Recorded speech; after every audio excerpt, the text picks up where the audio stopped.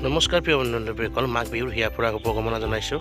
লগতে এই মাঘ বিহুৰ দিনা যেতিয়া আপুনি যোনদিনা মেজি জ্বলাব, সেইদিনা মেজিত কি বস্তু অৰ্পণ কৰিলে আপোনাৰ শুভ ফল লাভ হ'ব তথা পুণ্য লাভ কৰিব, সেই বিষয়ে বিতংকৈ জানি লোৱা হওক। বলক তেন্তে ভিডিঅ'টো আমি আৰম্ভ কৰোঁ।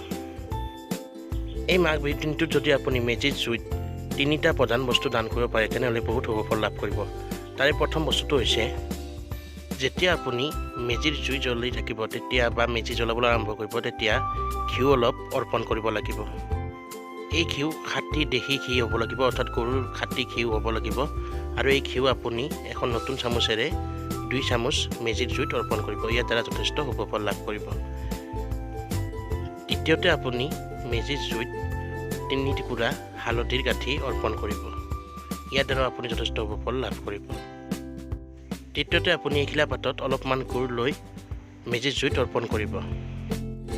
এই 3 পদ বস্তু অৰ্পণ কৰি আপোনালোকে মেজিৰ জুইত সেৱা জনাব, অৰ্থাৎ অগ্নি দেৱতাক প্ৰাৰ্থনা জনাব যাতে আপোনাৰ জীৱনত সুখ শান্তি বৰ্তাই ৰাখে, সৌভাগ্য উদয় কৰে বা জীৱনৰ পৰা দুখ দুৰ্দশা নাইকিয়া কৰে। ইয়াকে কৈ আপুনি প্ৰাৰ্থনা জনাব। আশা কৰোঁ আপোনালোকৰ জীৱনটো শুভ হওক, তাৰ বাবে কামনা কৰিলোঁ ভগৱানৰ ওচৰত।